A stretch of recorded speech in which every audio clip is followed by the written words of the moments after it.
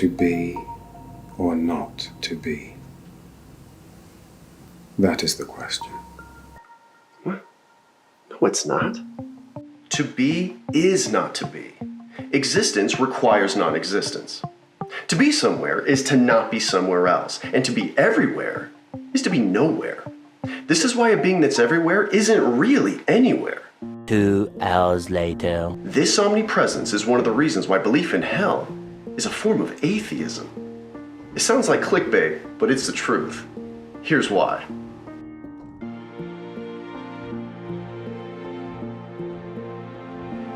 Do you ever notice there's no internal monologue in ancient literature? Our oldest stories never have the hero's inner thoughts because those thoughts appear as gods, calamities, and even the weather. This is especially true in holy books. All ancient civilizations personified their emotions and projected them onto deities. We still do this today. This is why Zeus is always horny, Yahweh continually regrets his decisions, Allah is the greatest of deceivers, and the Christian God has to forgive you. Each one a projected human trait unworthy of divinity and rooted in atheism. How can a belief about God be connected to atheism when atheism is a rejection of the belief in God?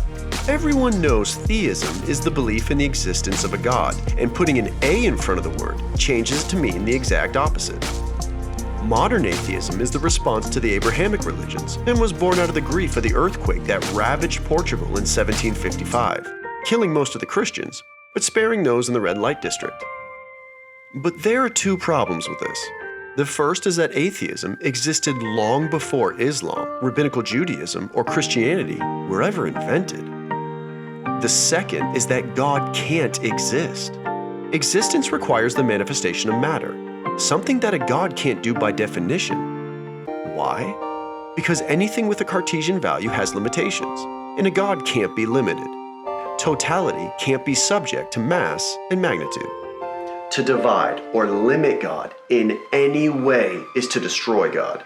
This is extremely important. We'll come back to it.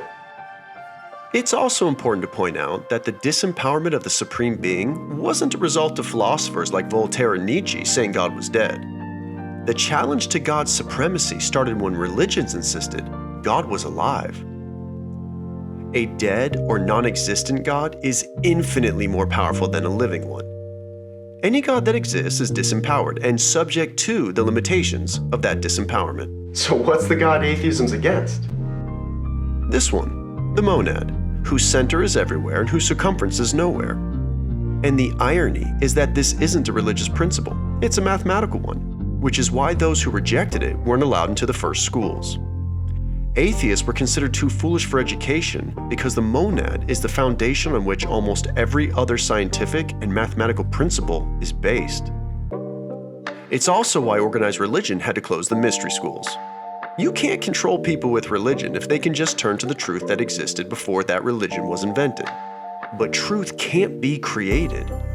Anything with a beginning in time has an end in time, and ultimate truth is eternal, which means it can't be centered around a person or an event. This is why Eusebius had to say Christianity always existed, and Paul said Christ was crucified before the foundations of the earth. This monad, or absolute, represents totality, and is the reason we say we live in a universe. It's also why we say God is omnipresent. This is the nothing religions tried to replace with something, which is technically idolatry. God can't be a being because God precedes being, and being always carries limitations. Let's look at an example. This color represents totality, and it fills the screen because there's nowhere for it to go. This is why it's known as the unmoved mover. Movement requires going from the place you are to the place you are not. And there's no place omnipresence isn't. This is you. Hi! But you would actually look like this because to exist in God is to be of God. And if that makes you uncomfortable, it gets worse. Totality can never create something inferior to itself. Where would that thing exist? To be outside of God would require being a God, and nothing can exist outside of totality. Keep this in mind the next time someone tries to talk to you about hell or the devil. If they exist, they must exist inside God, which is why the Hebrews said God was the source of both good and evil. It's also why God called everything in Eden good, including the serpent and the tree that caused all of our problems. Totality has no enemy or opposites. This type of thinking destroys religion, which is why they have to snuff it out. Sentences like this get you burned at the stake. A God that you can separate yourself from isn't a God by definition. To do so would make you a God. There is nothing this thing can do to upset this thing. A God that requires anything of you isn't a God because there can be no lack in totality. Wholeness can't desire, want, or forgive you of anything. It can't hold anything against you or be offended by you in any way.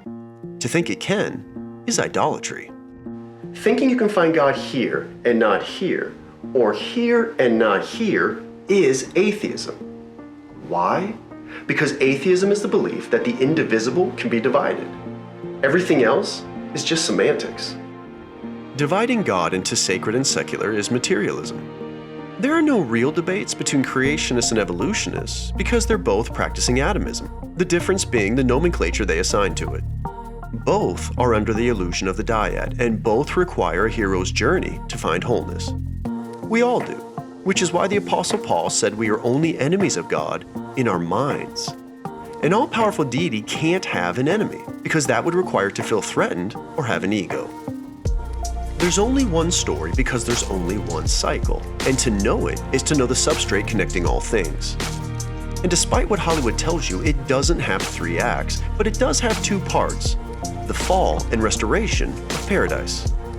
This katabasis and anabasis are the tumbling down the Tetractys into diversity, and then atonement through the rediscovery of oneness. We don't see the world as it is, we see it as we are, and those that view life through the lens of the fall seek their answers in matter. But external salvation is the lie that connects all other lies. Science and religion can't restore wholeness any more than a menu can feed you. The worship of the Logos is ignorance. To focus on the portal and not where it takes you is blasphemy. Remember, there is no outer journey. All perception is projection. Characters, locations, and even the weather are just outer manifestation of the hero's subconscious. The return to paradise requires them to unlearn all they have learned, and it's true for them because it's true for us. Just as rivers lose their names as they rejoin the sea, we too must lose ourselves as we rediscover wholeness. How? The start is realizing you can't divide or add to totality. Thinking hell exists outside God is atheism, but so is thinking 1 + 1 = 2. And that's a lesson for another time. There's only one story. There's only one person in that story, and that person is you.